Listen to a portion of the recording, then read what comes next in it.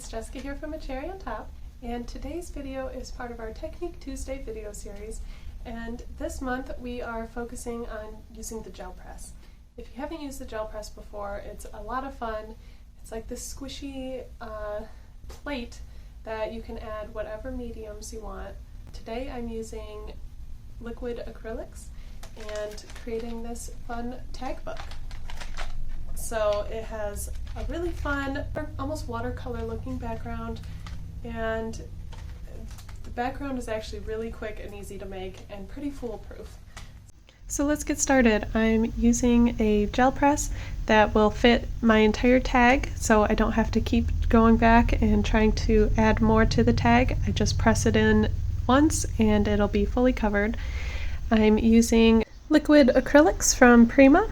Right now this is the Perusian blue, but I'm also going to be using some avocado green and emerald.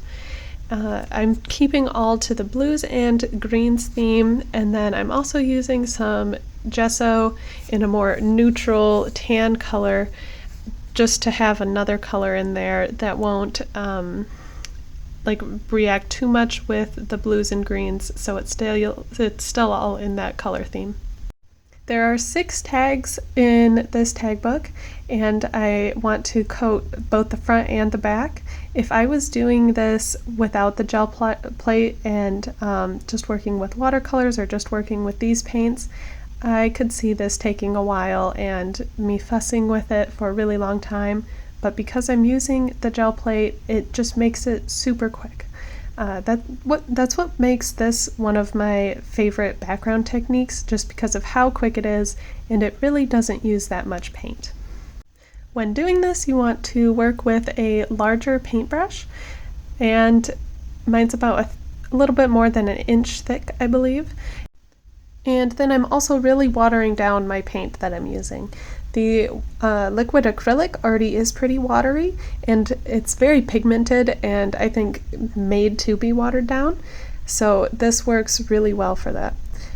So you can see I'll add a little paint to the plate and then I'll go back and add some water, and that's what makes all of these really cool squishy textures that I'm getting in my prints. I'm not trying to have my entire tag completely covered. I want a little bit of that white poking through just to give it a little breathing space here and there, but you could definitely go over this multiple times and keep building on your prints, and I think that would also have a really cool look. Something else that I've noticed that I really like about using the gel press is that the prints seem to dry really quickly because it is only a thin layer of paint, and this makes really easy for working with layers and also just with working with tags, because I'm trying to get both sides painted around the same time. It's really great for drying time. When using the gel press, I do like to work with a more limited color scheme, because the paints do get mixed together and you can end up with some muddy colors. So that's why I chose to work with just blues and greens, but you could also do like reds and pinks, or reds and oranges, or purple and blues, like colors that go next to each other on the color wheel. Now I'm using some Tim Holtz stamps and Midnight ink pad to add to the background a bit. These are the Botanic Collage stamps, but I'm also going to use some Dearly Departed cling stamps and the Moth Study.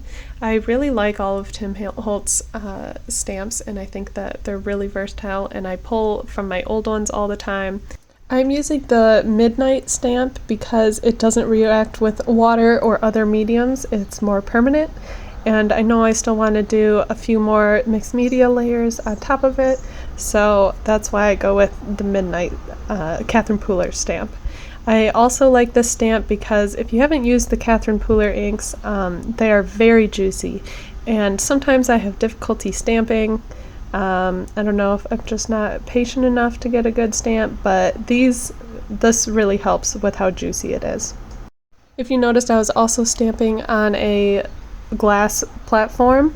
That just really helps helps your stamping. If you are working on a table that might warp a little bit or bend a little bit or have a little squish to it, you're not going to get the nice crisp designs of your stamp. I next went to use some nature chipboard dies. These are from Minte, and I am coloring them using the gel press and using the same technique that I did before with my tags of adding some paint on the press, getting it a little watery, and then smushing these pieces into it. I wanted to give these chipboard pieces a little extra, so I decided to use a stamp to get some of that lettering on them as well. When I'm into the mixed media zone, I really go for it, and I just want to add all of the extra things all over it. This is another example of adding some extra. I could have just stopped with my backgrounds as they were, but I wanted to add a little bit more texture to them, so I'm using some crackle paste. This is transparent, so although it looks like I'm covering up my stamps in my background now, by the time this crackle paste dries it will be completely clear, so I don't have to worry about covering up any designs, and it adds that extra crackle texture. I'm applying it with a palette knife. You can play around and with what type of palette knife works best for you. I know I like using the metal ones a lot. Today I'm using a plastic one, but different shapes will give you different results. And I'm also adding texture paste to the back as well. And not only does this give it a good texture visually, but also it's a more a more textile thing, and you can feel it with your hand a little bit better as you're flipping through this tag book. It makes it a little bit thicker and like you're holding on to a really sturdy piece. Texture paste usually does take a little bit longer to dry. I speed along the drying process with a heat tool, but you could also just walk away from it for an hour and come back to it. As it was drying though, I added my chipboard pieces, and then I decided to use some Tim Holtz paper dolls and stuck those on as well. A cool thing with the paper dolls is that it creates a focal point for you, and they're all in black and white, which makes it really easy to pair with anything. And what I think is cool with them is that you can create little stories and scenes with them. So that's what I see that I'm doing here, is creating a little botanical vintage scene. Now I'm adding some Tim Holtz metal pieces.